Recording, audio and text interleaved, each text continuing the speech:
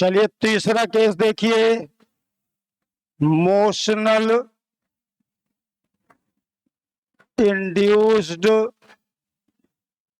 EMF between axle and rim of a wheel.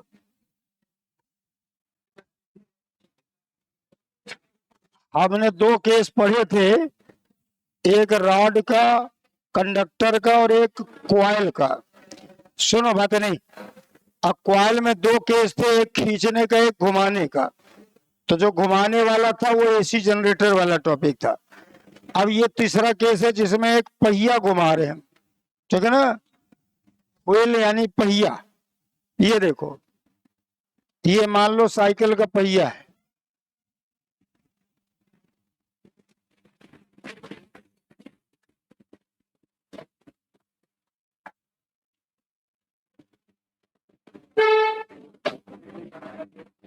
और इसमें तमाम तीलियां लगी हुई हैं। ये सब तीलियां लगी हैं।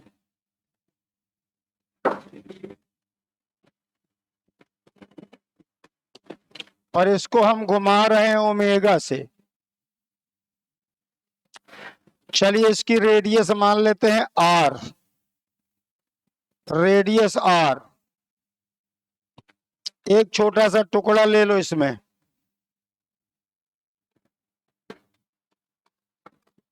यक्स दूरी पर टुकड़ा ले लेते हैं डीएक्स, डीएक्स।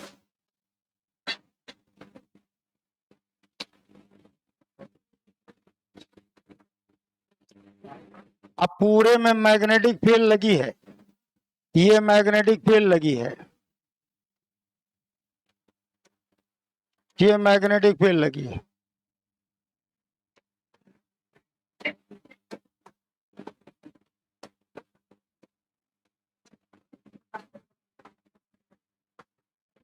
ये है मैग्नेटिक फील्ड यानी बी। अब समझिए एक साइकिल का पहिया है और उसको हम घुमा रहे हैं, कितने से, ओमेगा से, और सब जगह मैग्नेटिक फील्ड है, और मैग्नेटिक फील्ड में घुमा रहे हैं। तो यहां पर हर एक रॉड यानी एक तार को कल हमने दौड़ाया था, तो VLB, एक तार को दौड़ाने पे VLB, तो ये तार ही तो है जो दौड़ रही है। अब ये ऐसे नहीं दौड़ रही बल्कि ऐसे घूम रही। तो जानते हो ये पूरी की पूरी तार अगर ऐसे दौड़ाते तो यहां से लेकर यहां तक हर पॉइंट की वेलोसिटी V होती, फार्मूला सीधे सीधे VLB।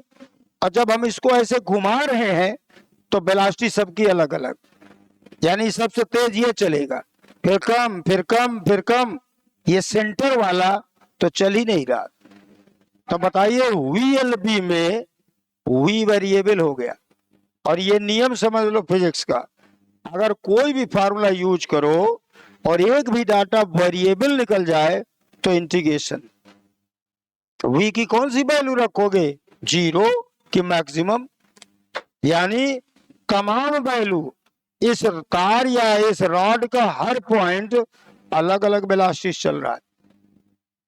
मतलब साफ है कि हमें वेलोसिटी क्या रखें, 0 की रखें, मैक्सिमम रखें, तो इंटीग्रेशन करो। और इसीलिए हमने एक टुकड़ा लिया, ये dx, इसमें एक छोटा टुकड़ा काटा है dx, कितनी दूरी पर, x दूरी पर। अब आप पूरी तार का ईएमएफ मत ढूंढो, आप केवल इस टुकड़े का हिसाब करो, केवल इस टुकड़े का जिसे हम dx कह रहे हैं। तो चलो बताओ, बना लो फिगर।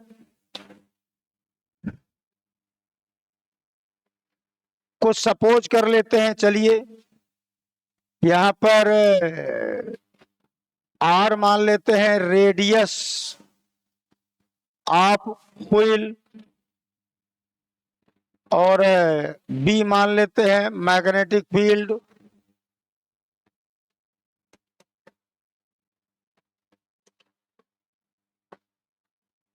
ओमेगा एंगुलर वेलोसिटी,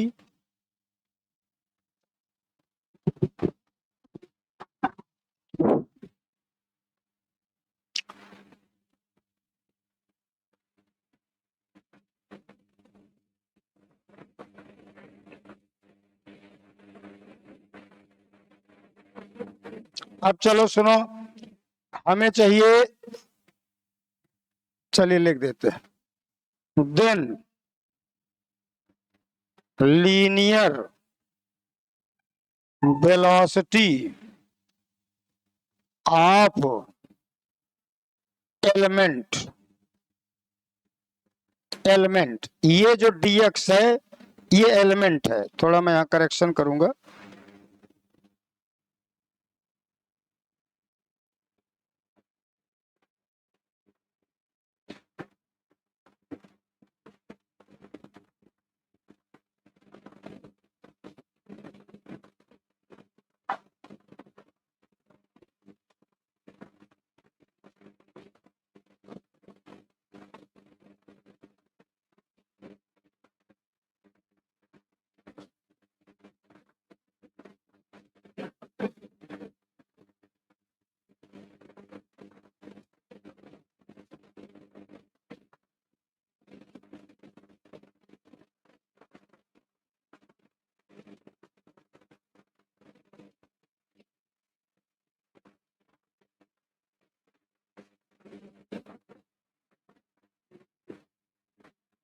ये लो, दिख रहा है dx छोटा सा, ये ना दिख रहा तो और बड़ा बनाओ,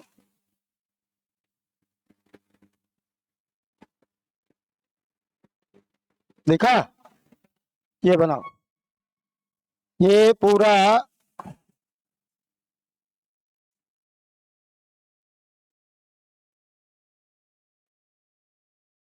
बस ये dx है, और ये जो हमने टुकड़ा काटा है ये dx है इतना, ये लो, ये dx है, छोटा सा टुकड़ा, माने उस छोटे टुकड़े का हिसाब करना हमको।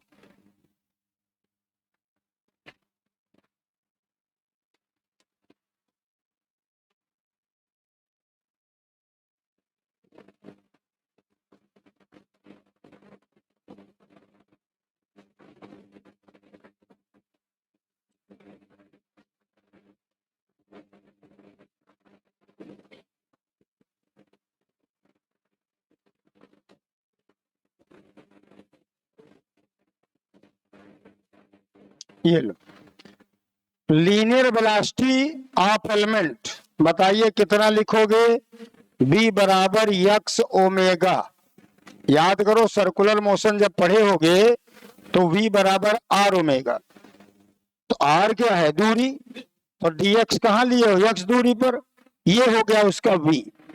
बताओ कोई तार अगर v वेलोसिटी से चलाया जाए तो इसमें कितने ईएमएफ आएगा, लिखो आगे, ईएमएफ इंड्यूस्ड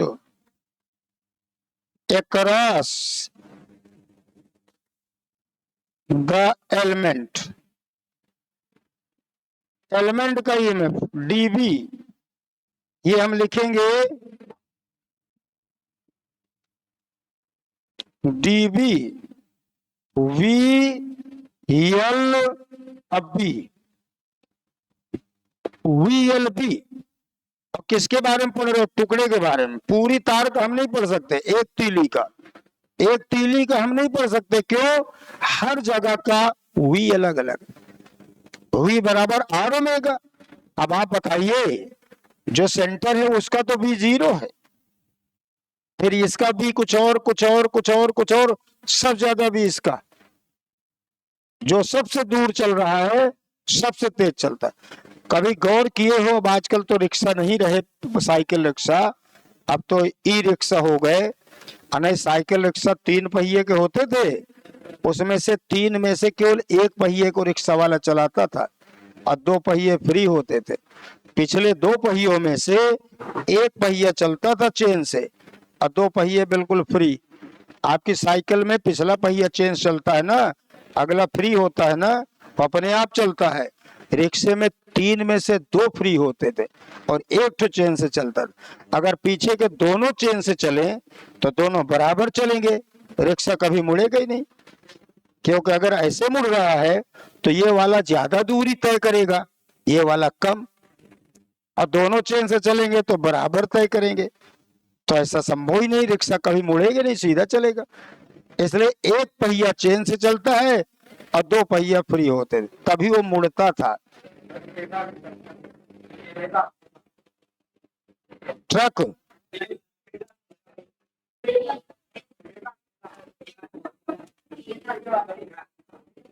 तीन पहिए का, तीन पहिए का ठेला कब होता है?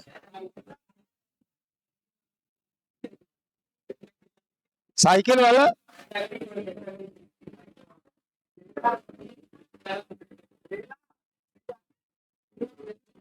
सुनो इधर,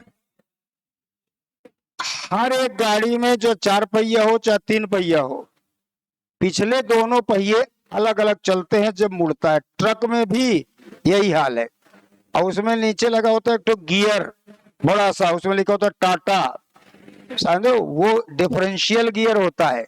वो क्या करता है, जब ऐसे ट्रक मुड़ता है तो इस पहिए को धीमा कर देता है, इसको तेज कर देता है अपने आप। ये बिल्कुल नियम है। जो बाहर वाला ट्रैक है वो ज्यादा चलेगा पहिया, उसका रास्ता बड़ा है, और जो अंदर वाला है उसका कम है। तो कुल मिलाकर मैं ये बताना चाहता हूं कि इस रॉड को जब हम घुमाएंगे तो हर पॉइंट अलग अलग दूरी तय करेगा, अलग अलग वेलोसिटी होगी।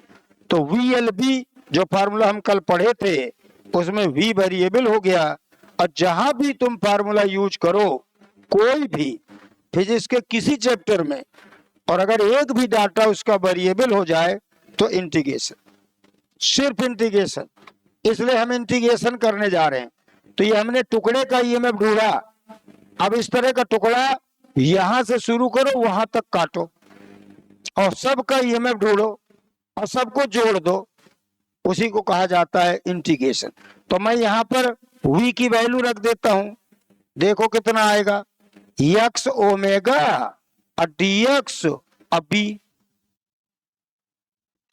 ये देखो V बराबर x ओमेगा, नोट करो पहले यहां तक।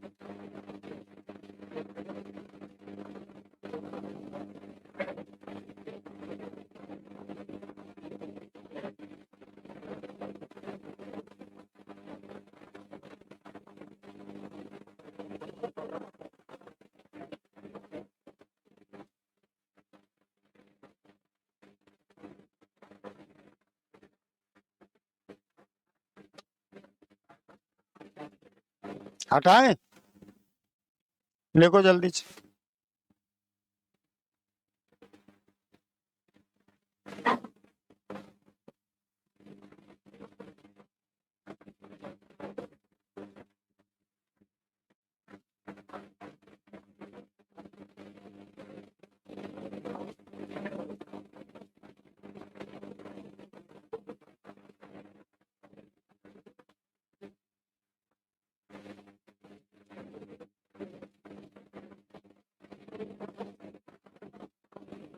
लिखो जरा अगली लाइन में, EMF induced across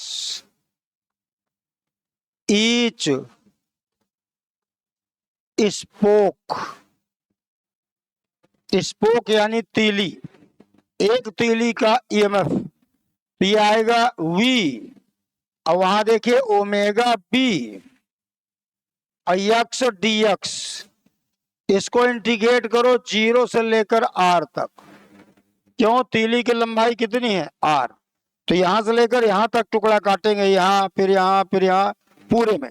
तो कहां से शुरू करेंगे, 0 से कहां तक काटेंगे, R तक, और सबको इंटीग्रेट कर दो। तो बताइए V बराबर ओमेगा बी बाहर आ गया और एक्स का इंटीग्रेशन लिमिट 0 से r, तो अपर लिमिट रखो अब माइनस लोअर, तो ये बन जाएगा half omega B R square लीजिए। इसको बॉक्स में न बंद करिए।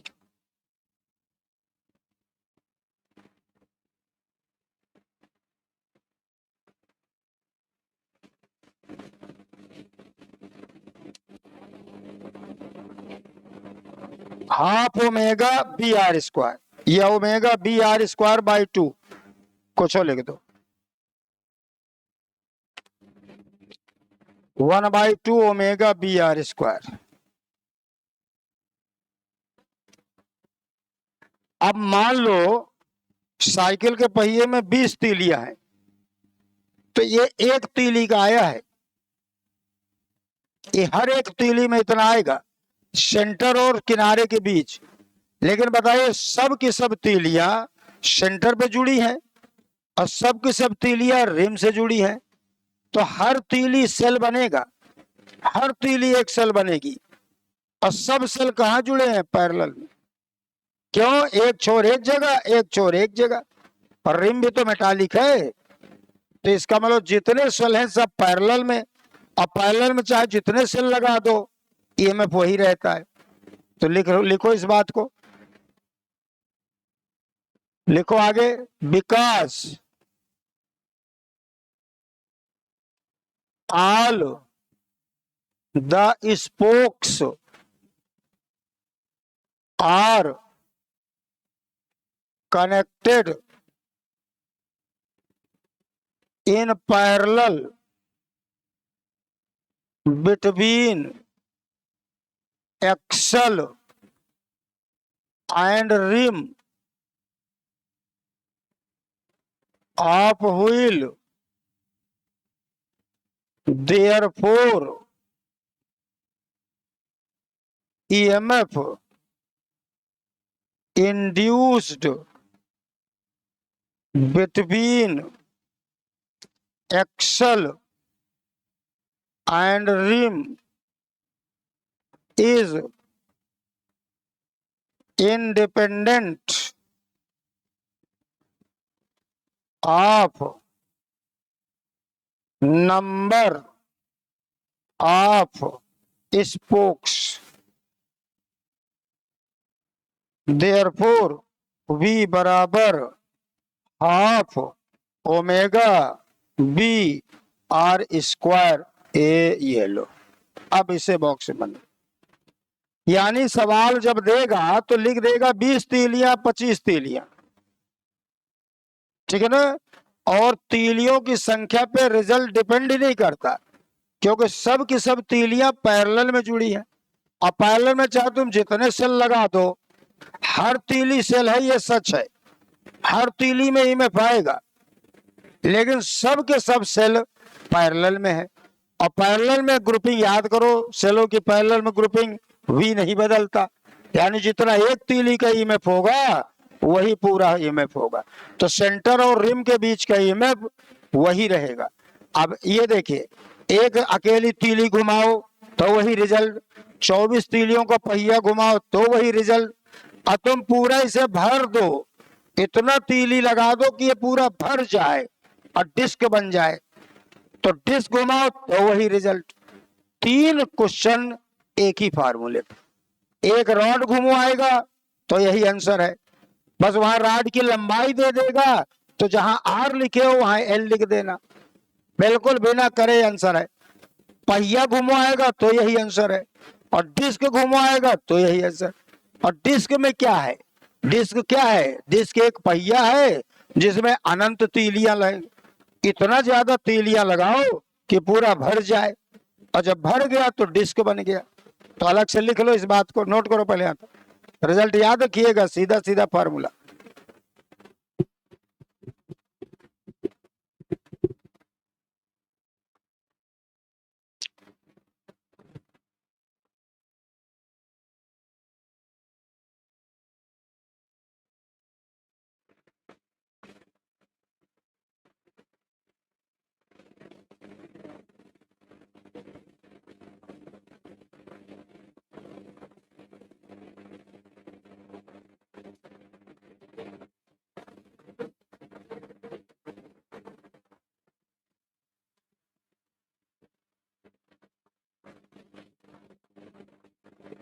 जो तुम्हारा टेस्ट पेपर बन रहा है संडे को, उसमें सेल्फ और म्यूचुअल छोड़ के बाकी सब आ रहा है, यानी जितना आज तक पढ़ा देंगे वो आ रहा है। और मैग्नेटिज्म आ रहा है, डाया पैरा फेरो, वो सब आ रहा है। अब मैकेनिक्स में कुछ नहीं आ रहा, क्यों? कोर्स नहीं आगे गया है ना। सेंटर ऑफ मास में टहल रहे हो ना अभी, 3 टेस्ट हो चुके हैं उसी टॉपिक पे, तो वो उधर का नहीं दे रहे, केवल यही 2 चैप्टर आएंगे। पेपर वही बनाते हैं, आर के शर्मा नहीं बनाता। हटा दें? चलो लिखो, नोट कर दो अलग से, note for a circular disc. Circular disc के लिए अब हम रिजल्ट लिखना चाहते, ये डिस्क है और इसकी रेडियस आर है। अब पूरे में मैग्नेटिक फील्ड लगी है, पूरे में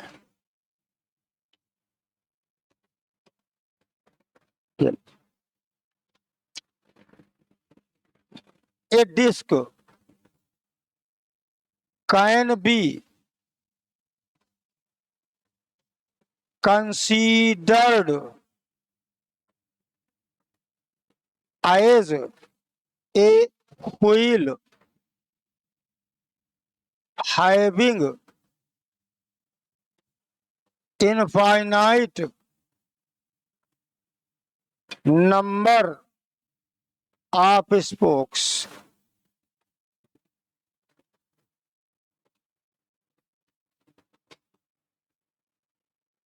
Because EMF induced is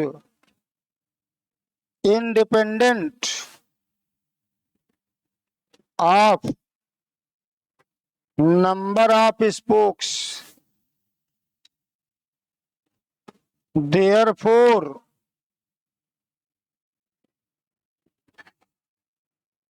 EMF induced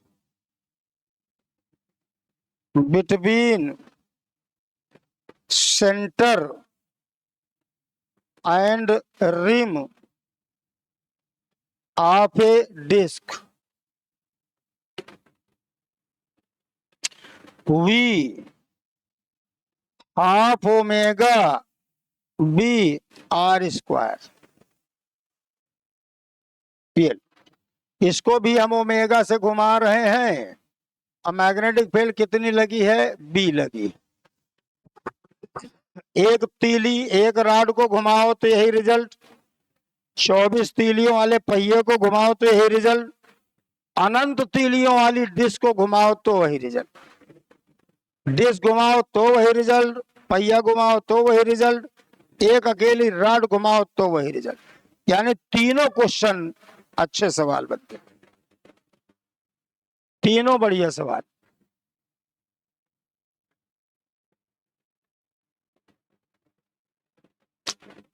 अब कल जैसा हमने कहा था, एसी जनरेटर वाला जो फार्मूला है उसमें V naught N B A omega, उसी पे सवाल आता है। साइन ओमेगा टी ना शामिल करना, वो तो फिर अलग अलग टाइम का हो गया, वो एसी में जरूरत पड़ेगी। इस चैप्टर में केवल उसी का सवाल, पीक वैल्यू वाला।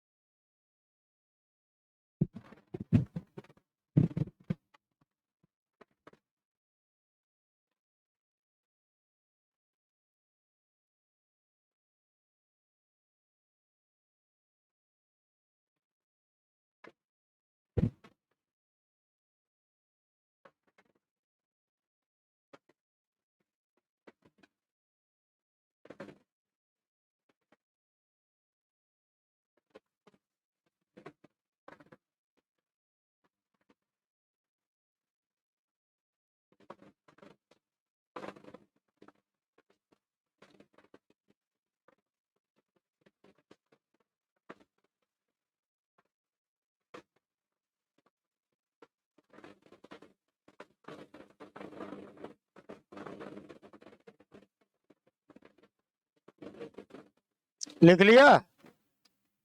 आइए, इसमें एक लॉ है Fleming's right hand rule. Fleming's left hand rule पढ़ चुके हो। मैग्नेटिक इफेक्ट में फोर्स के लिए, इंड्यूस करंट के लिए नियम है फ्लेमिंग्स राइट हैंड रूल। तुम कहो जी इंड्यूस करंट के लिए तो लेंज लॉ होता है।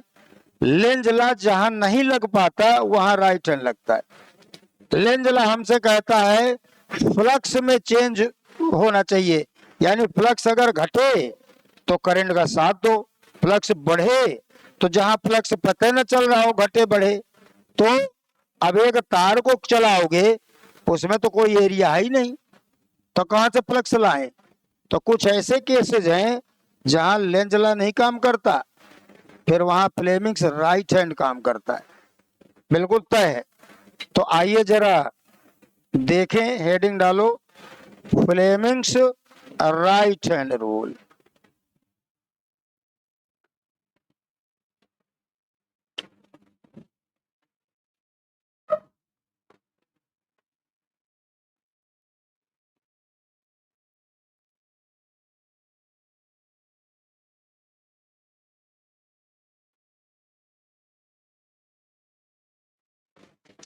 अब ये दाएं हाथ बनाना है आपको, ये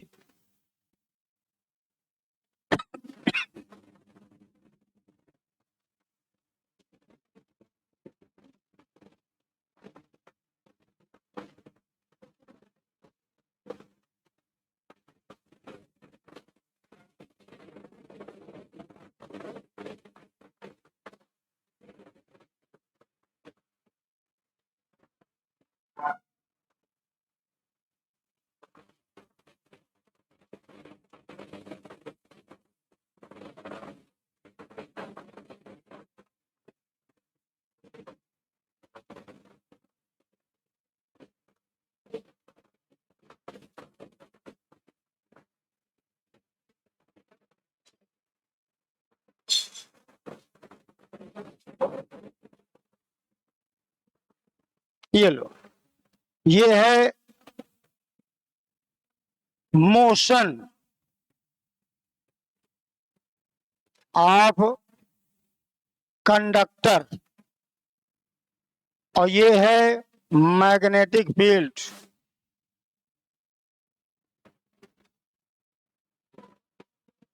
और ये है इंड्यूस्ड करंट।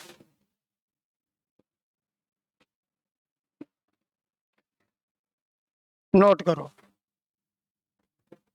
बायां हाथ बिल्कुल, बायां हाथ, अब दायां हाथ, बिल्कुल वही नियम।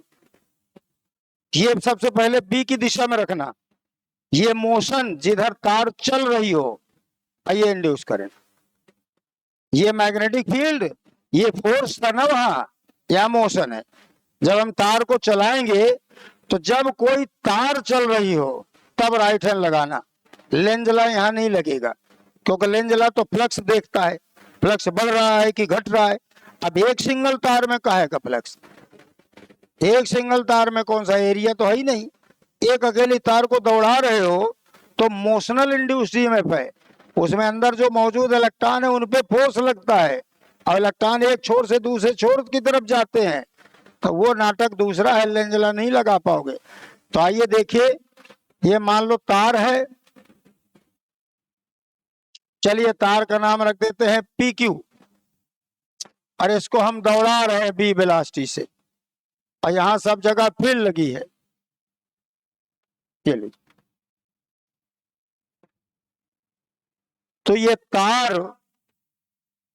तार एक सेल बन जाएगा, ये तार एक सेल बनेगा। पहले सुन लो फिर बनाओ, रुको इधर। अब ये वाला नियम लगाओ, ये उंगली बी और अंगूठा मोशन, और ये करंट, ये करंट आएगी इसमें, यानी ये दिशा करंट की तरफ, ये लो, ये करंट। और जब ये सेल बनेगा तो सेल के अंदर करंट माइनस से प्लस चलती है, और सेल के बाहर करंट प्लस से माइनस चलती। तो अगर हम यहां कोई तार जोड़ें, मान लो यहां से हम कोई तार जोड़ें, मान लो यहां से एक तार लगा लें ऐसे, और गैल्वेनोमीटर लगा दें, ये लो गैल्वेनोमीटर। तो करंट यो चल रही है, करंट यूं आएगी और डिफ्लेक्शन यूं आएगा, करंट यूं आएगी, ये करंट चलेगी। ये हमने अलग से सर्किट है जोड़ दिया। ये तार एक सेल बनेगा और वो सेल की तरह बिहेव करेगा और सेल इसमें करंट भेजेगा। मतलब आप इसे एक सेल समझिए। अब बताइए, सेल के अंदर करंट माइनस से प्लस बनती है, चलती है। तो अगर ये सेल बनेगा और करंट क्यू से पी जा रही है तो माइनस कहां बनेगा? माइनस यहां बनेगा और प्लस यहां बनेगा। यानी आप इसे ऐसे बना लो, एक सेल बना लो ऐसे, ये लीजिए प्लस ये माइनस ये पी ए क्यू ए। अब आगे जोड़ लो।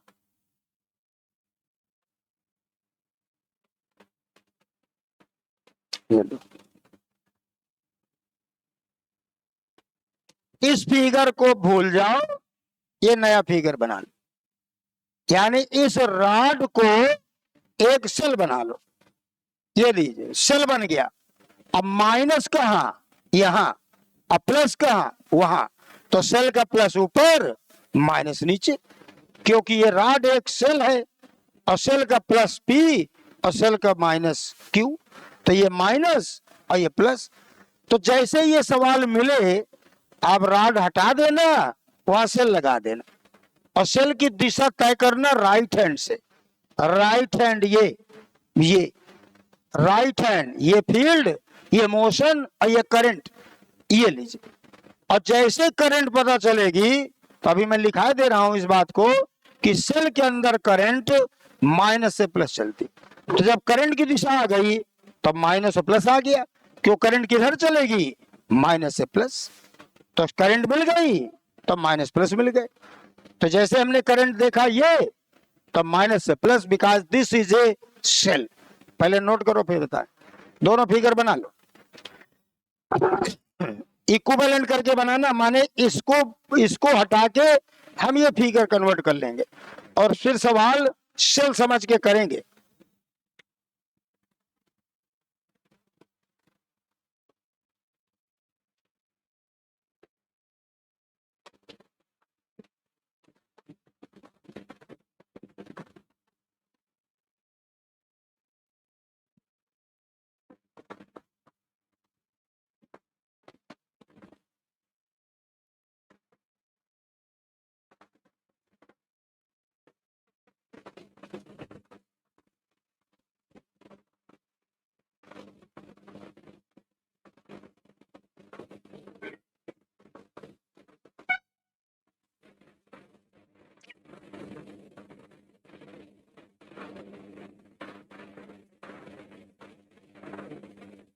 इस रॉड की लंबाई भी मान लो यहां पर कितनी है? एल है। ये लो, रॉड की लंबाई भी लिख लो, अब मैग्नेटिक फील्ड भी लिख लो बी,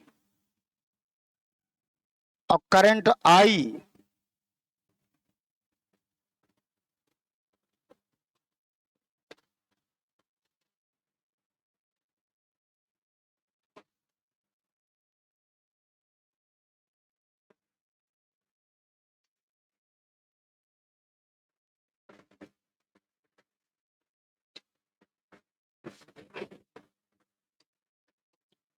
जहां तार चलाने का केस हो, तुरंत तार को हटा देना, वहां एक तो सेल बना लेना। अब प्लस माइनस तय कर लेना राइट हैंड लगा के।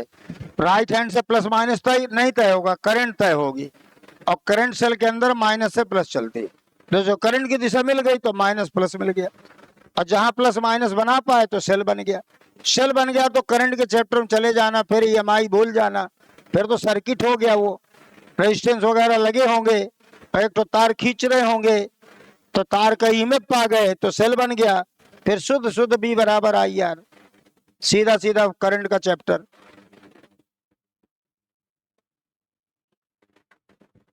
ये जरूरी, बहुत जरूरी है, लेंज लॉ और ये राइट हैंड डायरेक्शन का नाटक, यही दो ठो है। नोट किया? हटाएं?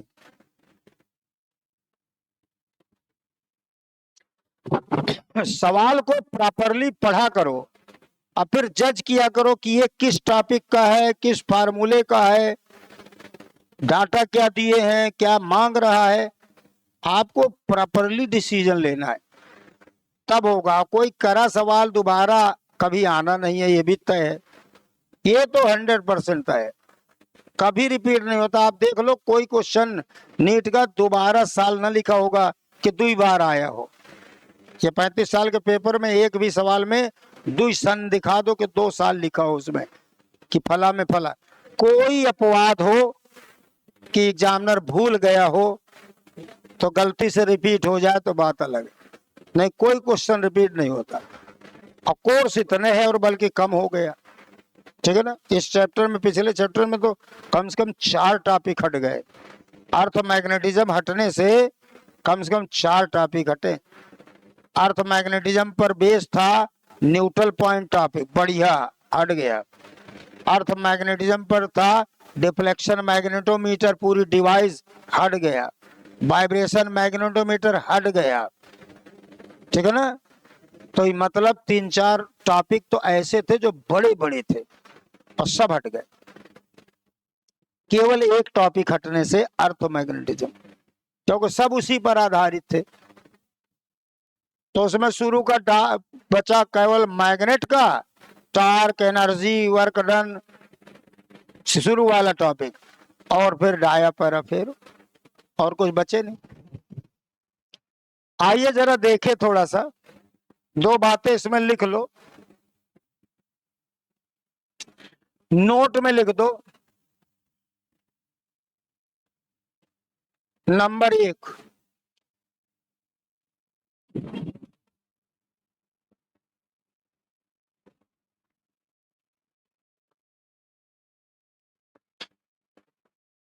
Conductor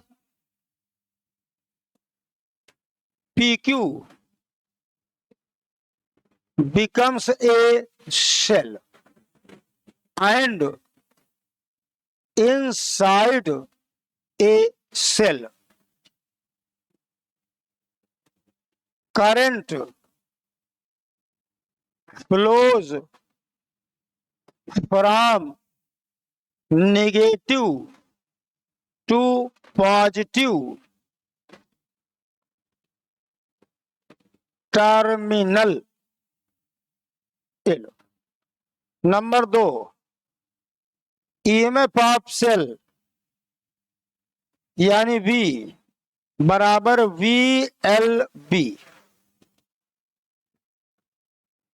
internal resistance of cell, resistance of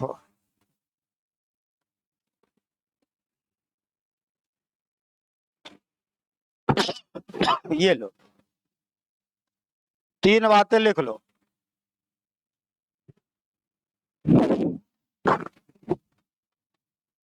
जो तार PQ है या कंडक्टर PQ है जिसको तुम घसीट रहे हो, मैग्नेटिक फील्ड में चला रहे हो, वो एक सेल बन जाएगा। और सेल का प्लस माइनस कैसे तय करोगे, वो लिखा है कि सेल में करंट माइनस से प्लस को चलता। तो हम माइनस प्लस तो नहीं तय कर पाए, लेकिन हम इस नियम से करंट तय कर लेंगे। भाई ये मैग्नेटिक फील्ड, ये मोशन और ये करंट, और वो PQ एक सेल है। अब PQ में करंट मिल गई, सेल के अंदर की करंट मिल गई, और सेल के अंदर करंट माइनस से प्लस होती है। तो जैसे करंट ये है, माइनस इधर प्लस उधर बना दो। करंट की दिशा सेल के अंदर माइनस से प्लस होती है, बस। अब उसका ईएमएफ कितना होगा, एक L लंबाई की तार को मैग्नेटिक फील्ड में घसीटोगे तो कितना ईएमएफ आएगा, कल पढ़े थे VLB। तो वो सेल जो बनेगा उसका ईएमएफ हो गया। और सेल का इंटरनल रेजिस्टेंस भी तो होता है, तो ये रॉड ही तो सेल बन रही है, तो रॉड का जो रेजिस्टेंस होगा वही उसका इंटरनल रेजिस्टेंस होगा। और रॉड का रेजिस्टेंस सवाल में दिया होगा, और अगर नहीं दिया है तो इंटरनल रेजिस्टेंस नहीं है, अगर है तो दिया होगा, ठीक है ना। नोट करिए, बहुत जरूरी लाइन है।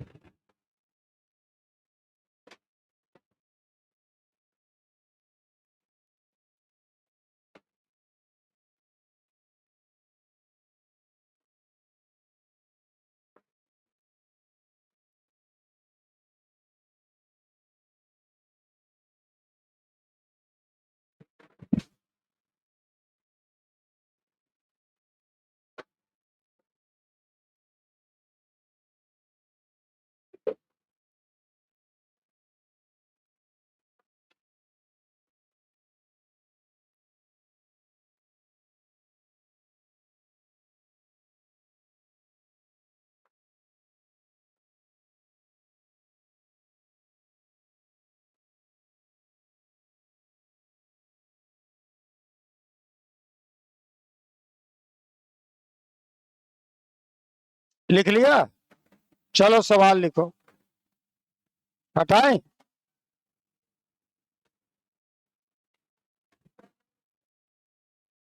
लिखो question.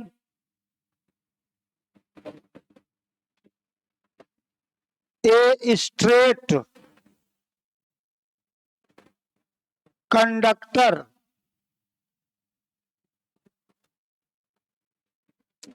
Of length 0.4 metre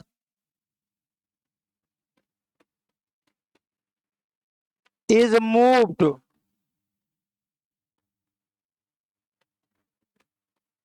with a speed of 7 metre per second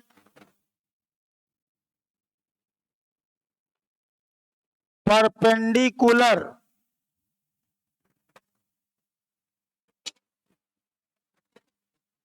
to a magnetic field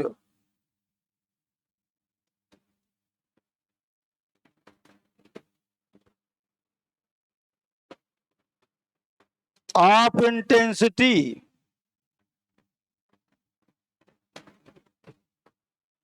0.9 weber per metre square.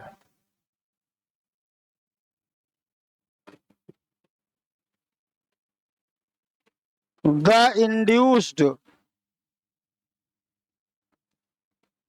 EMF across the conductor is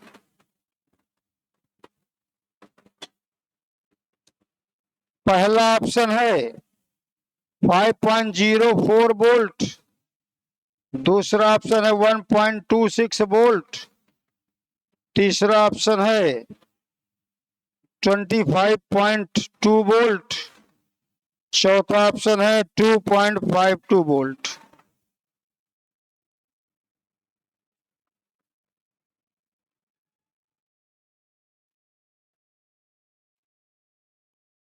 सीधा फार्मूला का सवाल। एक तार है, उसे फील्ड के परपेंडिकुलर वी वेलोसिटी चला रहे हैं, तो बताइए ईएमएफ इंड्यूस का फार्मूला क्या है? V बराबर वी एल बी। बस V दिया, L दिया, B दिया। ये लो, V कितना है 7, L कितना है 0.4 और B कितना है 0.9। सीधे बोल्ट में आएगा आंसर।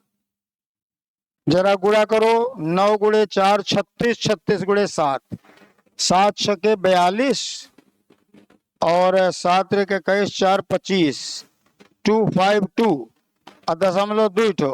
ये लो आंसर।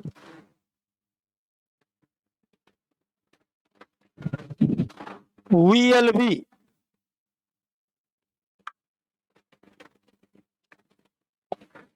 तार को V वेलोसिटी से चलाओ तो उसमें ईएमएफ का फार्मूला VLB।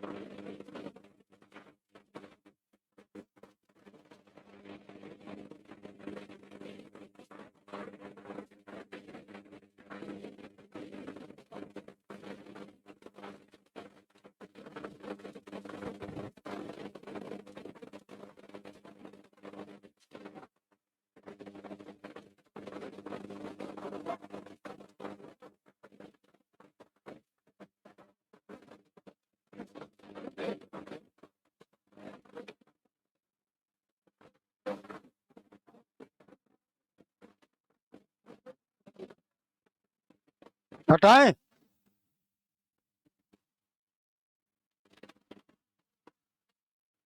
अगला सवाल है, a thin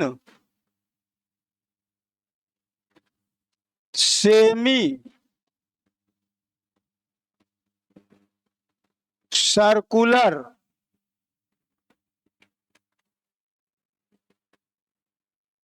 conducting ring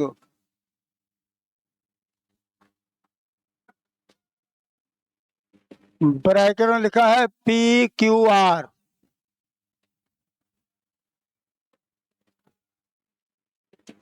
of radius small r is falling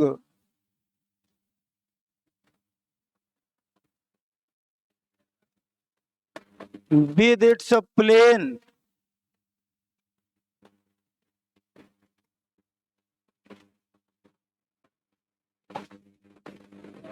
vertical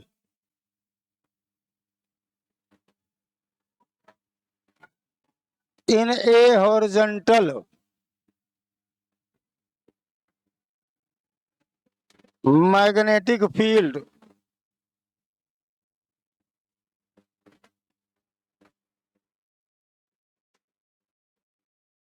B as shown in figure.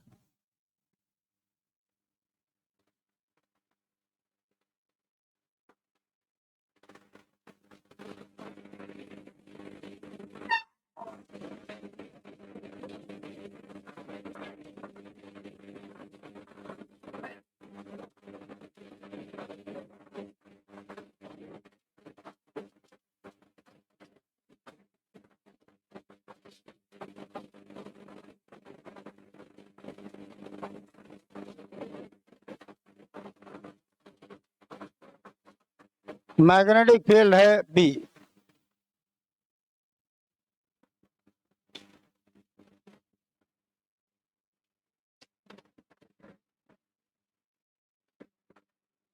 The potential difference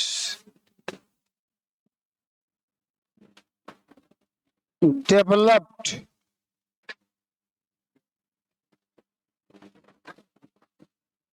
across the ring when its speed is v is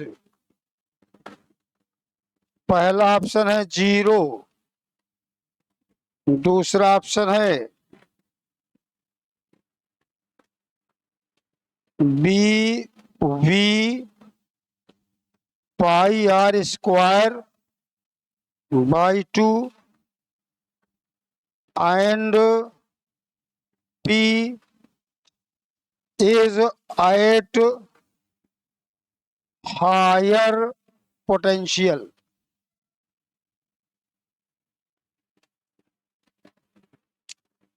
तीसरा option है pi r b v and r is at higher potential.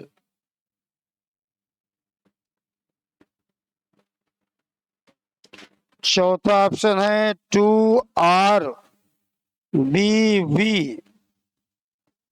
and p r is at higher potential. NEET में आया question है 2014 में।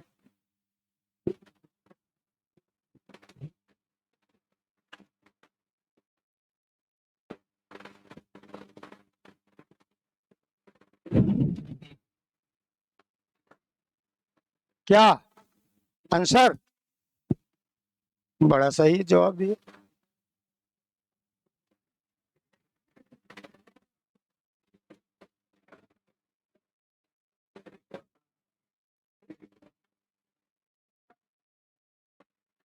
D कैसे guess किया?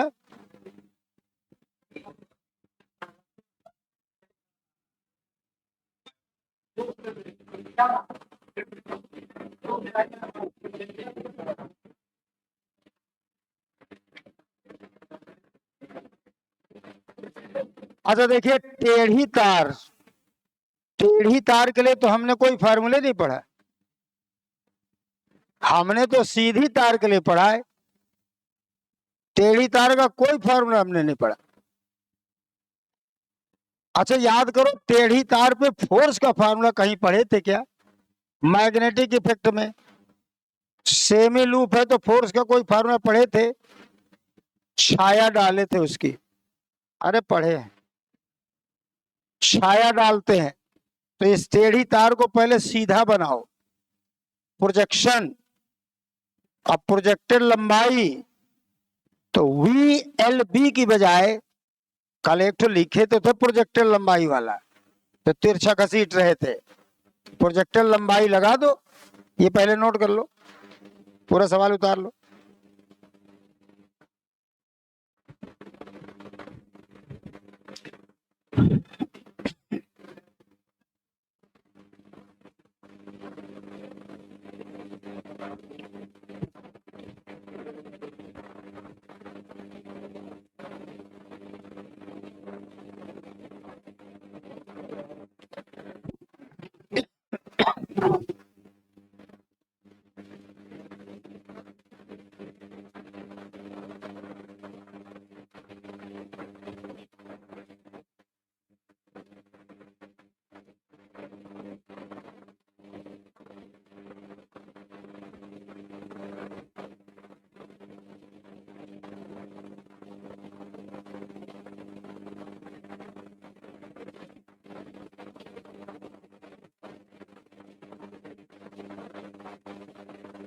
सवाल उतारा, जल्दी उतारो।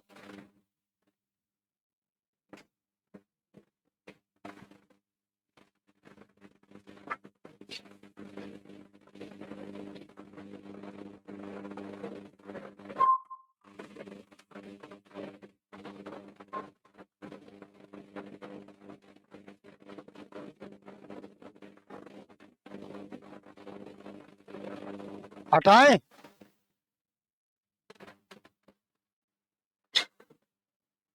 लिखो जल्दी, लिख लिया? चलो आओ सॉल्यूशन देखें इसका। ये है लूप, आधा लूप, पी क्यू और आर। हम जानते हैं इसकी छाया ढूंढेंगे,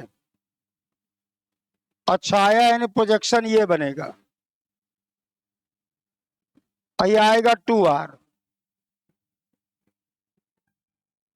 लाइट डालो, ऊपर से लाइट डालो इस पे, यही तो छाया बनेगी इसकी। तो बस प्रोजेक्टेड लंबाई ले लो, यह मैग्नेटिक फील्ड भी लगी है। अब आप यहां लिखोगे V बराबर V गुणे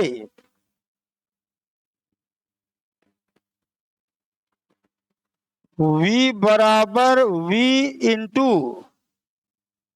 projected length perpendicular to B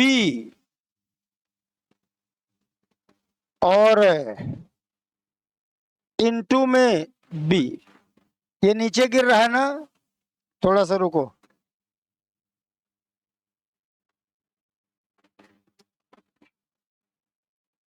ये नीचे गिर रहा है B वेलोसिटी से। पढ़ो सवाल। फॉलिंग वर्टिकली, तो हम यहां लिखेंगे V का formula V into projected length perpendicular to V और इंटू में B। ये V है इसके परपेंडिकुलर, कल भी तो लिए थे, वेलोसिटी ये थी परपेंडिकुलर। तो यहां पर आप बताइए कितना बनेगा। ये V बराबर V गुणे 2R गुणे B, प्रोजेक्टेड लंबाई यही बनेगी। आंसर ये आ गया। अब इन्होंने डायरेक्शन पूछा है। एग्जामिनर की शराफत कहो कि ऑप्शन में एक ही में ये है, अगर दो में ये दे देता और डायरेक्शन पलट देता तो कितनों का मामला गड़बड़ हो जाता। तो एग्जामिनर सही मायने में ऐसे ऑप्शन देता है, आराम से कर लो। अब डायरेक्शन चाहिए, उन्होंने कहा P हायर या R हायर। हायर का क्या मतलब हुआ, प्लस, और लोअर का मतलब माइनस। तो राइट हैंड लगाओ, राइट हैंड, फील्ड ये है, अब मोशन नीचे है, और ये करंट होगी, तो करंट यानी ये बनेगा माइनस, ये बनेगा प्लस। बताओ कौन हायर हुआ, R. R is at higher potential. ये लीजिए, ये फील्ड, अब मोशन अंगूठा, अब उंगली करंट, और करंट हमेशा माइनस से प्लस को चलती है, तो माइनस ये बनेगा, प्लस ये बनेगा, और करंट इधर से इधर को आएगी, मतलब R is at higher potential. R is at higher potential.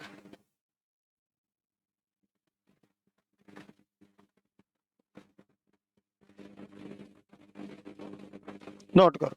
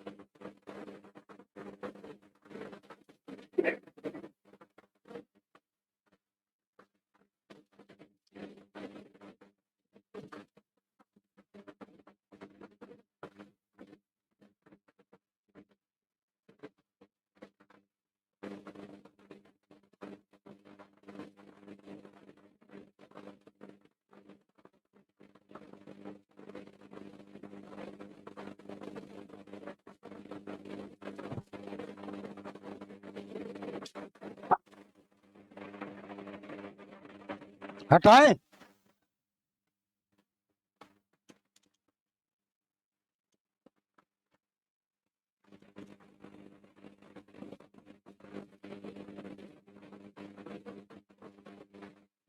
ये एक वायर इस तरह की रखी है, इसमें रेजिस्टेंस भी लगा है, ये लो।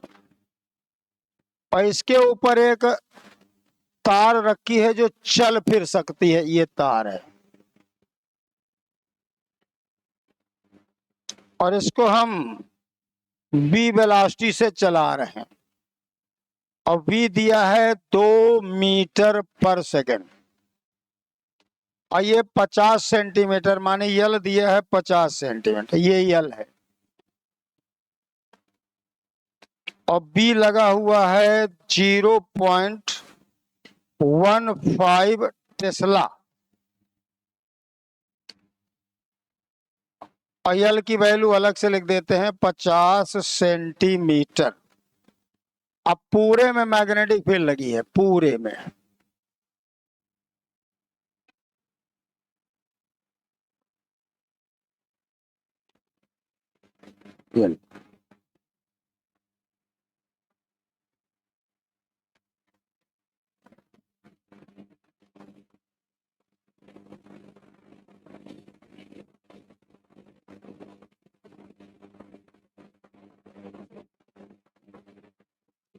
और ये दिया है 3 ओम,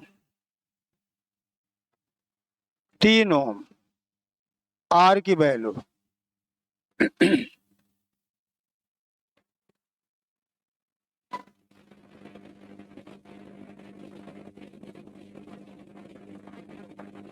आर है, अब आर की वैल्यू 3 ओम।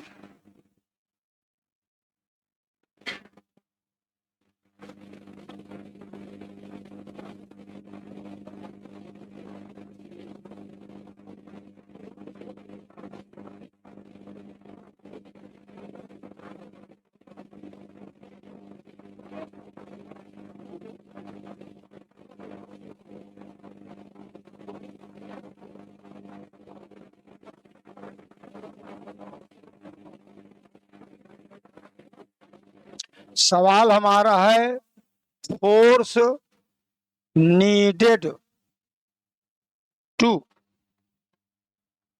मूव, नाम रख देते हैं इसका P Q, the rod P Q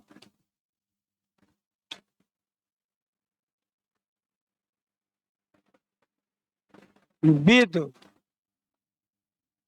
A constant speed of 2 metre per second is. पहला ऑप्शन है 3.75 इंटू 10⁻³ न्यूटन। दूसरा ऑप्शन है 3.75 इंटू 10⁻² न्यूटन।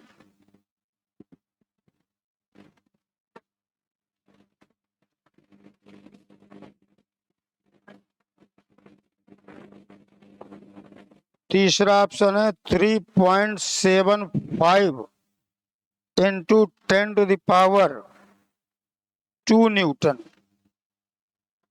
चौथा ऑप्शन है 3.75 इंटू 10⁻⁻⁴ न्यूटन। चलो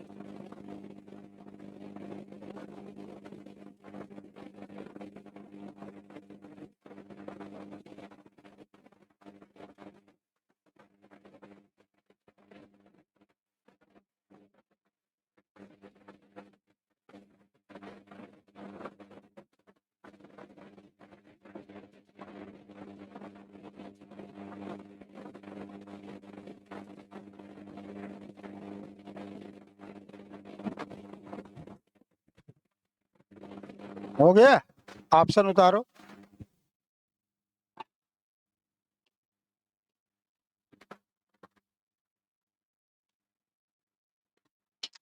एक यू शेप का तार है और उसके ऊपर तार पीक्यू रखा गया है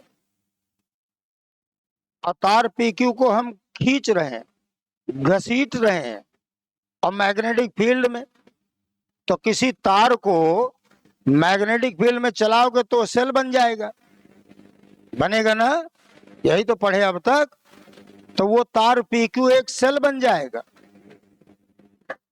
अब उस सेल में करंट चलेगी तो वो सर्किट पूरा है ना, देखो बाईं तरफ, इधर से करंट के लिए सर्किट तो पूरा हो गया, पीक्यू को सेल समझ लो, तो जुड़ गया ना तार आर के जरिए, तो करंट चलेगा कि नहीं चलेगा? तो तार पीक्यू में भी तो करंट चलेगा, और किसी तार में अगर करंट हो और तार मैग्नेटिक फील्ड में हो तो उस पर तो फोर्स लगेगा, लगेगा।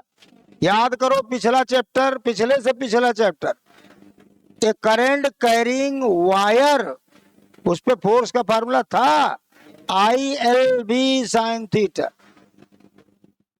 तो पहले खींचने से करंट बनेगी, इंड्यूस करंट, और जब तार में इंड्यूस करंट आएगा तो तार में फोर्स आएगा, वही फोर्स है हमसे मांग रहा है। आइए देखें, हटा दे इसे, चलो आओ जरा सॉल्यूशन देखो। ये हम दोबारा फिगर बनाएंगे क्योंकि हमें तमाम डायरेक्शन वगैरह शो करना है। ये तार है, ये आर है, और इसको ऊपर एक तार ये रखा गया है जिसका नाम हमने PQ रखा है। इसको हम B वेलोसिटी से खींच रहे हैं, ये आर है। अच्छा ये बताओ, जब मैग्नेटिक फील्ड ये लगी है तो जब इस तार PQ को चलाओगे तो मैग्नेटिक फील्ड में तो इसमें EMF आएगा, आएगा ना। वो EMF का प्लस किधर होगा, माइनस किधर होगा? ये देखो, field in motion right, minus plus, यानी ये बनेगा प्लस और ये बनेगा माइनस।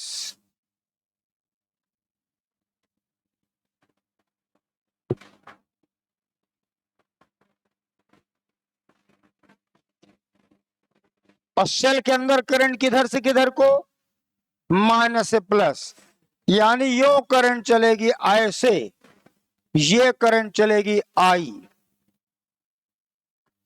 अब बताओ, इधर सर्किट पूरा है ना, तो वो करंट यहां भी चलेगी, वो करंट यहां भी चलेगी, वो करंट यहां भी चलेगी, ये लो I। इस तार की लंबाई है L, तो बताओ EMF induced between P and Q या अक्रॉस PQ,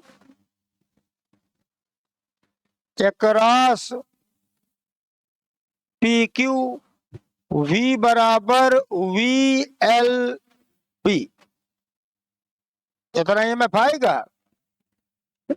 अच्छा, इस तार का कोई रेजिस्टेंस तो दिया नहीं सवाल में, इस आर के अलावा, तो इस सर्किट में ये तो हो गया सेल और एकमात्र रेजिस्टेंस ये है, तो करंट कितना चलेगी, I बराबर B बटे R, तो I बराबर VLB अब बटे R। इतना आई आ गया। अच्छा बताओ, इस तार पर फोर्स है मांगा है कि इसको खींचने के लिए कितना फोर्स लगाना पड़ेगा। अच्छा जरा सोचिएगा, जब इसमें करंट इधर चलेगी और फील्ड नीचे है तो फोर्स किधर लगेगा? फ्लेमिंग्स लेफ्ट हैंड, फील्ड ये और करंट ऊपर, फोर्स बाईं तरफ, यानी इस पे फोर्स ये लगेगा, लगेगा ना। ये देखो, ये फोर्स है और ये फोर्स इस रॉड को अंदर खींचेगा और हम इसको बाहर खींच रहे हैं। अगर हम किसी पत्थर को ऊपर उठाएं, पृथ्वी नीचे खींचे एमजी से, तो हमको कितना लगाना पड़ेगा एमजी? क्यों? कांस्टेंट स्पीड से चलाना है, दौड़ाना नहीं है। पढ़ो, with speed 2 metre per second, यानी इसको हम 2 से चलाना चाहते हैं। ये कह रहा है मैं रोकूंगा, हम इतने फोर्स लगा दें, ठीक इसके बराबर हमारा आंसर हो गया। बताइए, force needed to move rod PQ with constant speed, लो, बराबर में हो जाएगा F और ILB असाइन 90। क्यों? B है इनटू द बोर्ड, तार है ऑन द बोर्ड, 90 आया। और I की ये वैल्यू रखो, नोट करो जल्दी से यहां तक।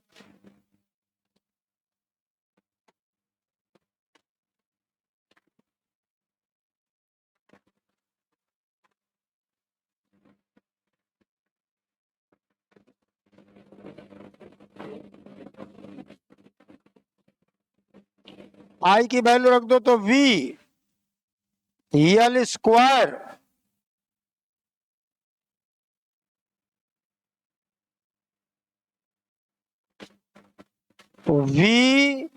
VL स्क्वायर B स्क्वायर अब बटे R। चेक करो, ये देखो, I की वैल्यू रख दिया तो L और B दोनों पहले से हैं, L B और आ गया तो L का स्क्वायर B का स्क्वायर, और V एकट है, R भी एकट है। सही है ना? अब आओ वैल्यू रख दें बस।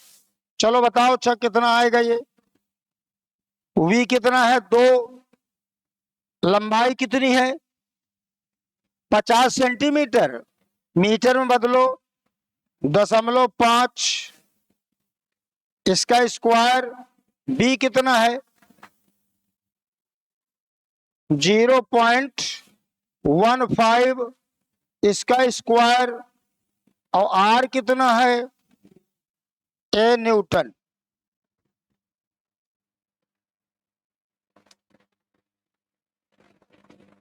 जरा कैलकुलेटर चलाओ, चलाओ चलाओ। 2 गुणे 0.5 गुणे 0.5 गुणे 0.15 गुणे 0.15 बटे 3, स्क्वायर के बजाय 2 बार कर लो ना उसको।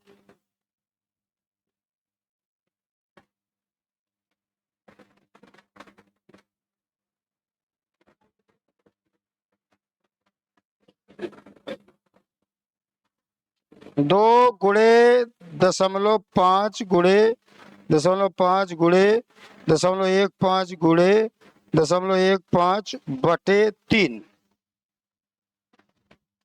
ये आ रहा है 0.00375 न्यूटन। इसके 0.3 ठो खिसका दो, है ना? 1 2 3 खिसकाओ, ये लो 3.75 गुणा 10 की पावर -3 न्यूटन। देखो है कोई ऑप्शन? लो,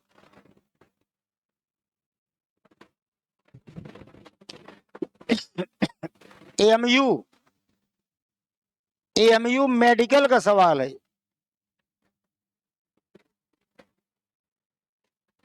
पहले BHU MU सब अपना अपना पेपर अलग अलग लेते थे तब का। अच्छा सवाल है।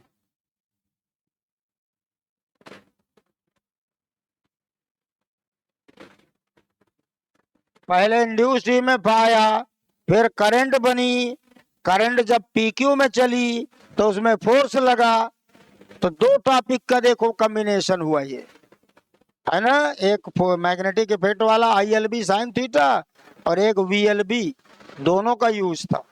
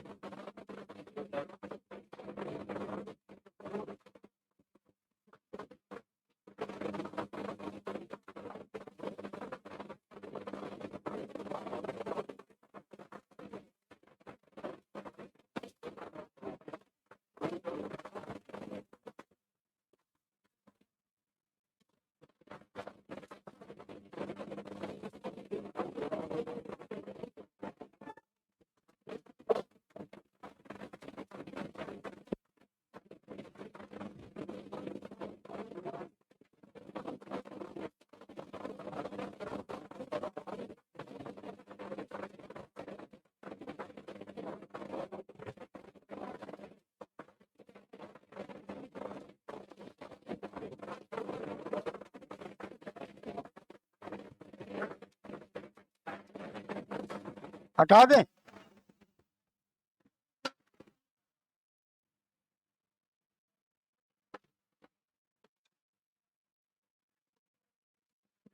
ए cycle wheel of radius 0.5 metre is rotated with constant angular velocity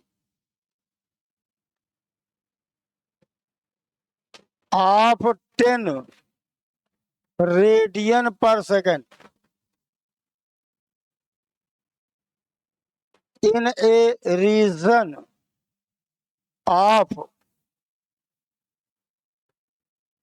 magnetic field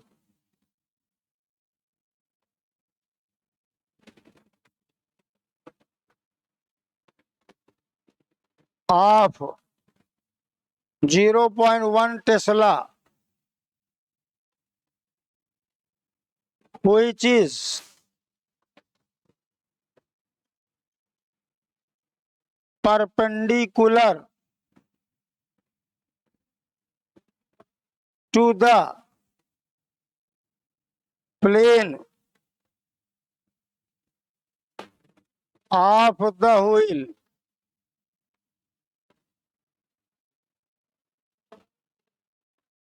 The EMF induced between its center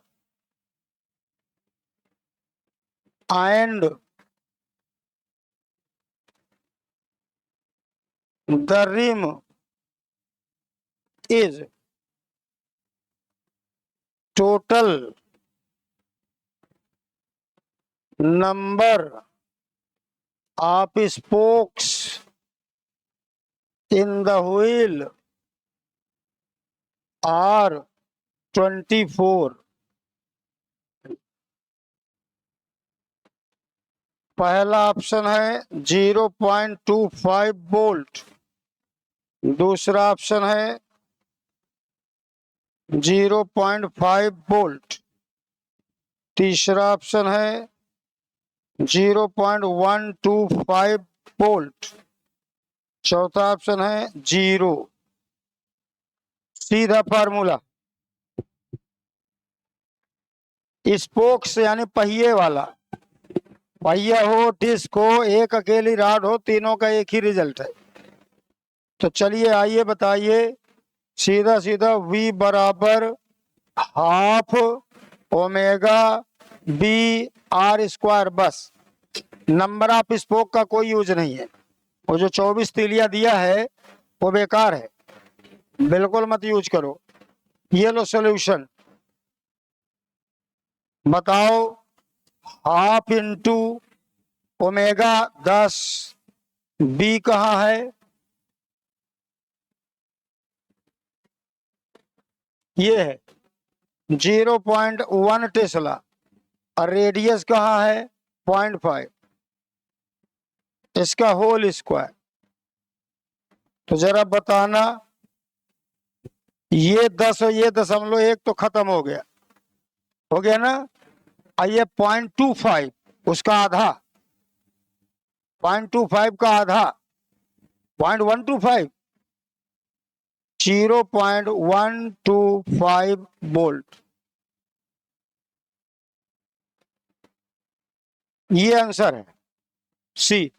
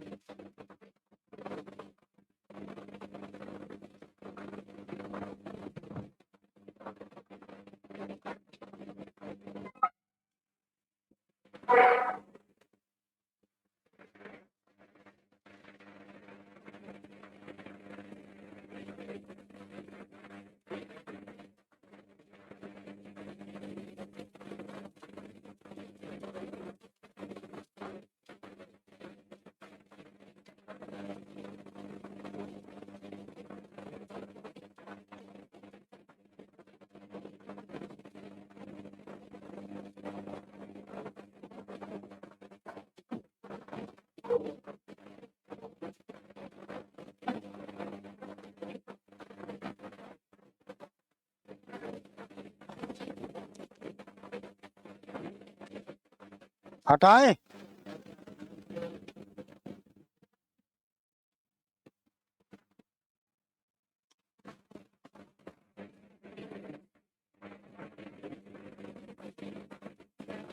इसी से रिलेटेड एक क्वेश्चन देखो, ये अभी थोड़ी देर पहले आप ये सवाल करके आए, उसी पे सवाल मैं दिए दे रहा हूं। ये तार है पी क्यू, और इसे हम बी वेलोसिटी से खींच रहे हैं, और ये आर है, यहाँ मैग्नेटिक फील्ड बी लगा है। हमारा क्वेश्चन है find work done per second to pull the rod P Q with a constant speed V. ये सवाल हमारा क्वेश्चन है कि कितना वर्क हमें करना पड़ेगा पर सेकंड।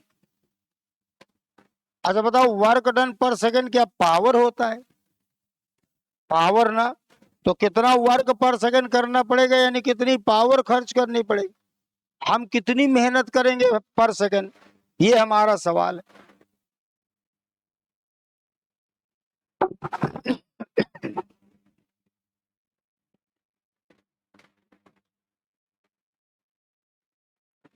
पूरे में मैग्नेटिक फील्ड लगा है, बिल्कुल पिछला ही सवाल है, उसमें उन्होंने फोर्स पूछा था, इस बार हमने पावर पूछ लिया।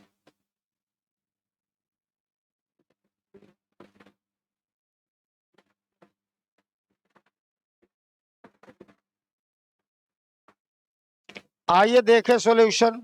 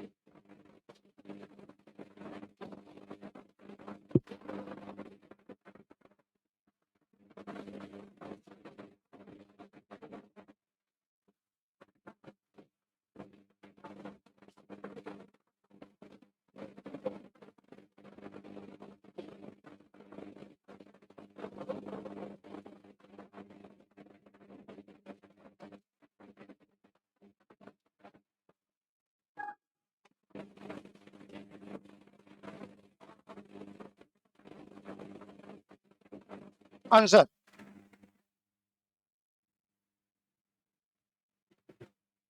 पहले लिखो, फिर बताता हूं कैसे।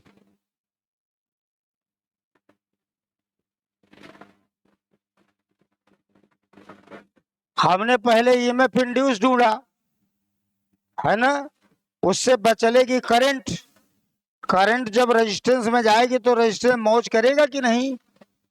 तो आप अपनी मेहनत ढूंढना चाहते हो ना, तो नहीं ढूंढ सकते हो। सुन लो पहले कंसेप्ट क्या यूज किया। हम ये ढूंढना चाहते कि हम कितनी मेहनत कर रहे हैं, तो हम अपनी मेहनत नहीं ढूंढ पाए, तो हमने ये ढूंढ लिया कि हमारी मेहनत की मौज कौन उड़ा रहा है। बस जो उसकी मौज ढूंढ लो, वही तुम्हारी मेहनत है। किसी के घर वालों की कमाई देखनी हो ना, घर वालों से मत मिलो, उसके बच्चों से मिल लो बस। कैसे रेस्टोरेंट में बैठते हैं, कैसी बाइक से चलते हैं, कैसी ड्रेस पहनते हैं, अपने आप अंदाजा लग जाएगा, बड़ी मोटी कमाई है। तो हम यहाँ पर जो वर्क हम कर रहे हैं वो नहीं हम ढूंढ पाए, तो हमने रजिस्टेंस से पूछ लिया, भैया तुम मौज कितनी कर रहे हो, तो उसकी मौज हमारी मेहनत है। यानी हमने जो काम किया वो रेजिस्टेंस ने उड़ा दिया, तो हमने अपनी मेहनत न पूछ के रेजिस्टेंस की पूछ लिया कि तुम कितना उड़ा रहे हो, और जो वो उड़ा रहा है वही वो कमा रहा है। सही है ना? नोट करो, अच्छा कंसेप्ट है।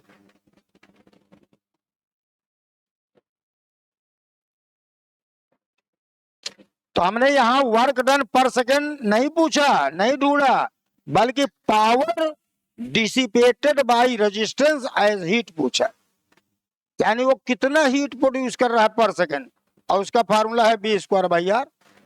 आई स्क्वायर आर हम ही पढ़ाए हैं, तो बी स्क्वायर बाई आर भी तो आई कहां से लाए? सीधा सीधा फार्मूला मौजूद है B square by R, R भी मौजूद है, वी तुम ढूंढ चुके हो, तो कहे पहले आई ढूंढो फिर भी आई करो, उससे अच्छा फिर आई ढूंढो आई स्क्वायर आर करो।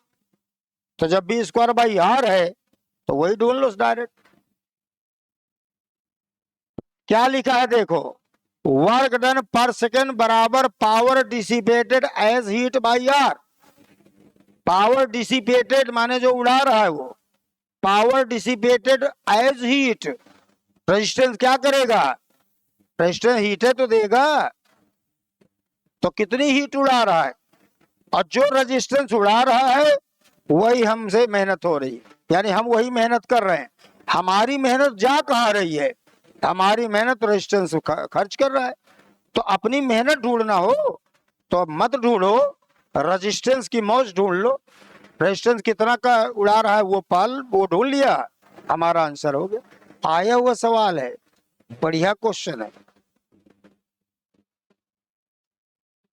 जरा वो 35 साल दो, रखे थे 35 साल, दिखाओ।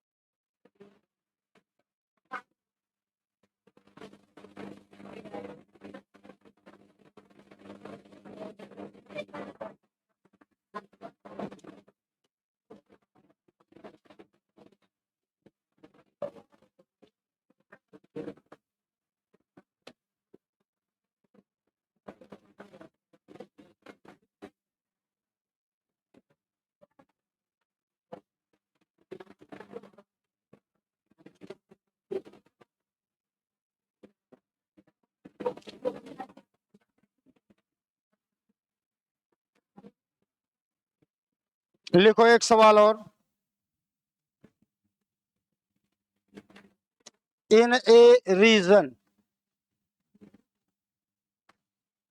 Of uniform magnetic field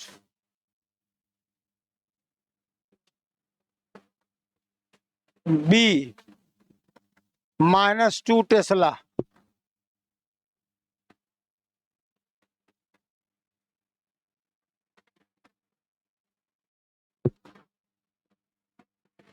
A circular coil of radius 30 centimeter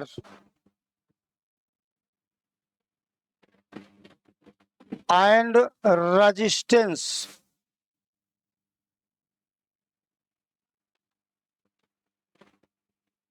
pi square ohm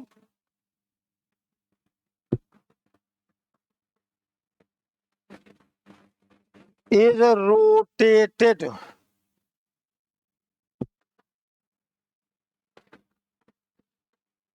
about an axis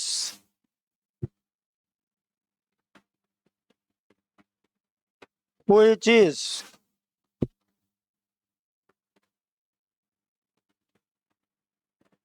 perpendicular to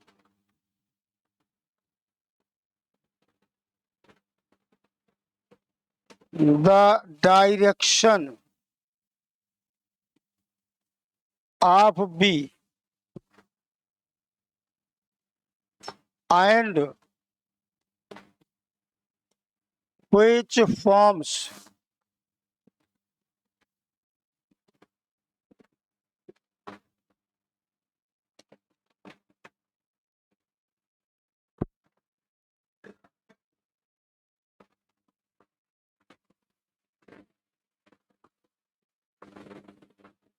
a diameter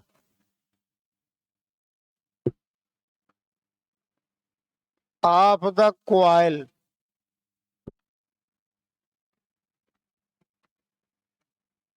if the coil rotates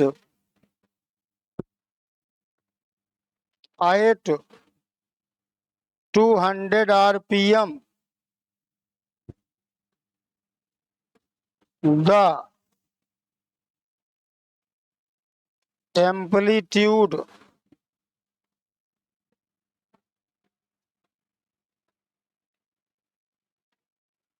of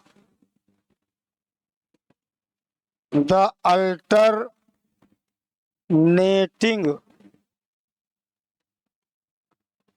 current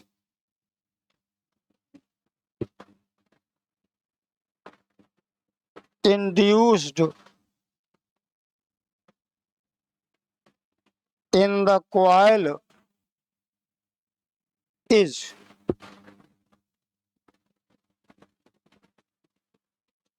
पहला ऑप्शन है 4 पाई स्क्वायर मिली एम्पियर, दूसरा option है 30 milli ampere, तीसरा option है 6 milli ampere, चौथा option है 200 milli ampere.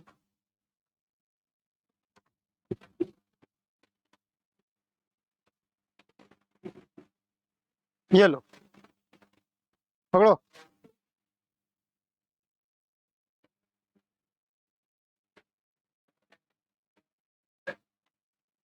जल्दी उतारो जल्दी उतारो।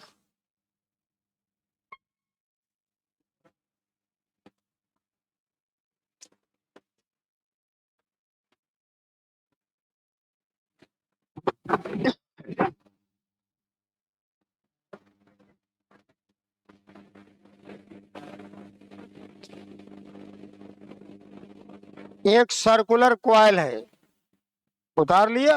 अभी नहीं उतारा, उतार लो।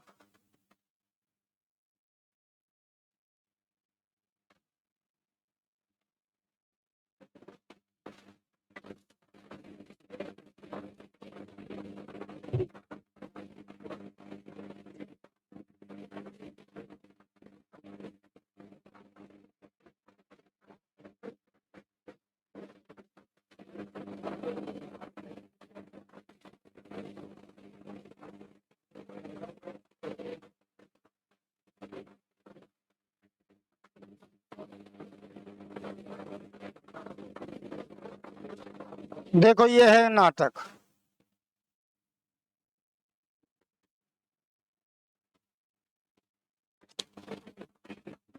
ये एक सर्कुलर कॉइल है, ध्यान देना, ये लो, और ये डायमीटर है, और ये मैग्नेटिक फील्ड है, और डायमीटर के अबाउट हम ऐसे घुमा रहे हैं। माने अगर हम देखें जैसे हियर, तो ये कॉइल है, ऐसे सुन लो ऐसे, और फील्ड ये लगी है, और ये डायमीटर जिसके अबाउट हम इसको घुमा रहे हैं। तो भाषा पढ़िएगा, शुरू में तो डाटा दिया, मेन यहां देखिए, rotated about an axis which is perpendicular to the direction of B. ये कॉइल, हाथ को कॉइल समझो, और ये बी है ऐसे, और ये डायमीटर चाहे ये डायमीटर, कॉइल का डायमीटर ये भी है, ये भी है, तो कॉइल का डायमीटर और बी परपेंडिकुलर हुए और इस डायमीटर के अबाउट हम इसको घुमा रहे हैं। एसी जनरेटर का सवाल है ये। एसी जनरेटर में ऐसे कॉइल टंगी होती है और ऐसे एन पोल एस पोल होता है और इस कॉइल को हम घुमाते हैं और ये डायमीटर के अबाउट घुमाते, ये ऐसे घुमा रहे हैं इसके अबाउट। यानी कल हमने एक फिगर बनाया था, ये कॉइल बनाया था, ये बी बनाया था और इसको ऐसे घुमा रहे हैं, यानी ये डायमीटर के अबाउट घुमा रहे हैं। तो ये डायमीटर है जिसके अबाउट घुमा रहे हैं ऐसे। अब बताइए डायमीटर के बी परपेंडिकुलर हुआ ना, ये कॉइल और ये बी और ये डायमीटर, और ऐसे घुमा रहे हैं डायमीटर के अबाउट। तो आप बताओ क्या क्या डाटा दिया है। हमसे पूछा है मैक्सिमम वैल्यू, एम्पलीट्यूड का मतलब समझते हो, पीक वैल्यू। एम्पलीट्यूड जैसे कोई एसएचएम कर रहा है तो ज्यादा से ज्यादा उसे एम्पलीट्यूड कहा जाता है। तो एम्पलीट्यूड का मतलब आई नॉट, और आई नॉट यानी वी नॉट बटे आर। तो ये कल एक फार्मूला पढ़े थे, बताइए एम्पलीट्यूड, एम्पलीट्यूड ऑफ एसी यानी आई नॉट बराबर वी नॉट बटे आर। और कल ये एसी जनरेटर का शुद्ध सवाल है, कॉइल को घुमाने वाला एसी जनरेटर। तो बताइए क्या लिखोगे आप, यहां लिख दे रहा हूं मैं, आई नॉट बराबर बी नॉट बटे आर, और बी नॉट का फार्मूला जरा याद करिए, एन बी ए ओमेगा अब बटे आर। देखो कॉइल को घुमाने वाला, दो केस कॉइल के पढ़े थे, खींचने का एक घुमाने का।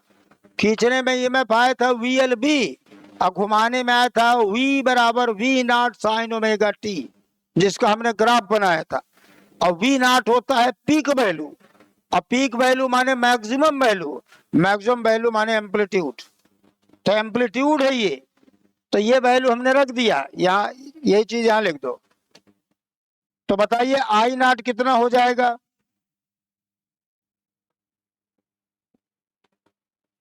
तो हम लिखेंगे आई नॉट बराबर एन बी ए ओमेगा अब बटे में आर, और सब वैल्यू पढ़ लो दी गई है। तो बताओ, चलिए मैं डाटा लिखे दे रहा हूं, एन दिया है,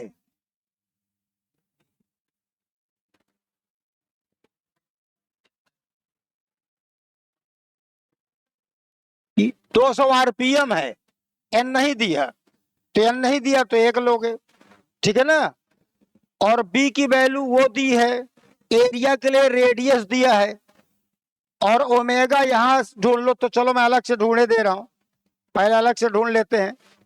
एन की वैल्यू एक ले लो, पढ़ लो कहीं दिया तो नहीं है। अच्छा चलिए, और बी की वैल्यू 10⁻⁻² टेस्ला।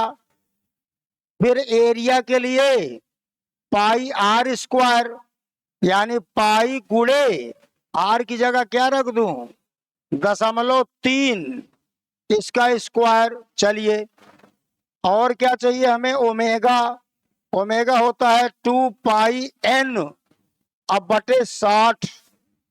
अगर आरपीएम दिया हो तो ये फार्मूला, आरपीएस दिया हो तो स्मॉल एन। ये आरपीएम दिया है, आरपीएम माने रोटेशन पर मिनट, तो रोटेशन पर सेकंड चाहिए हमको। फार्मूला मैं नोट किए दे रहा हूं, ये देखिए, ओमेगा का फार्मूला होता है 2 pi N equal to 2 pi N अब बटे 60। ये ओमेगा है, यहां लिख लो। स्मॉल एन क्या है, आरपीएस, कैपिटल एन क्या है, आरपीएम, रोटेशन पर सेकंड। अगर रोटेशन पर सेकंड दिए हो तो ये फार्मूला, अब पर मिनट दिया हो तो ये, क्योंकि जित पर मिनट में चाहिए तो उसको 60 से भाग दो, पर सेकंड का ना हो गया। अच्छा बताओ कितना आएगा जरा, 2 पाई गुणे में एन, एन कौन से, ये नहीं, ये जो 200 दिए हैं, यहाँ 200 लिख दो।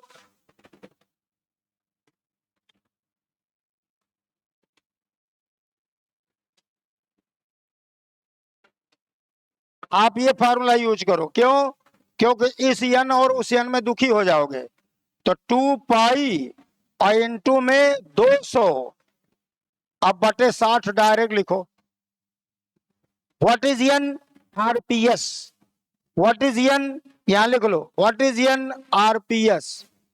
तो मैं आरपीएम वाला भाषा नहीं यूज कर रहा।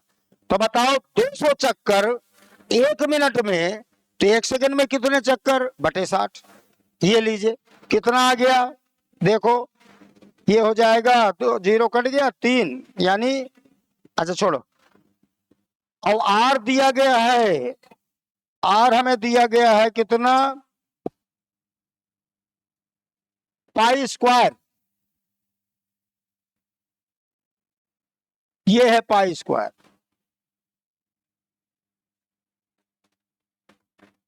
सब हो गया, आओ यहां रख दो। तो आई नॉट हो जाएगा एन की जगह 1, बी की जगह 10 की पावर -2, एरिया की जगह पाई गुणे 0.09, सही है ना। अब गुणे में ओमेगा की जगह यहां से देखो 1 0 काटो, यहां से काटो 3, 20/3 पाई। तो हम लिखेंगे 20/3 पाई, अब बटे में पाई स्क्वायर। देखो ये पाई और ये पाई और ये पाई, जरा मोबाइल यूज करो। अरे 3 से कट गया 0.09, अच्छा दशमलव खिसका दो -4, सही है ना। और 1 0 यहां से यूज कर लो, तो ये हो गया 10 की पावर -3, और ये कट गया 3 गुणे 2 6, और 10 की पावर -3 माने मिली। ये हो गया 6 गुणे 10 की पावर -3 एम्पियर, या 6 मिली एम्पियर। है क्या कोई आंसर? लो, अब इसमें 2 टॉपिक बचे हैं, एक है सेल्फ इंडक्शन और एक म्यूचुअल इंडक्शन। ये 2 टॉपिक अगली क्लास में पढ़ेंगे। पेपर में आपका यहां तक आएगा जो टेस्ट होगा।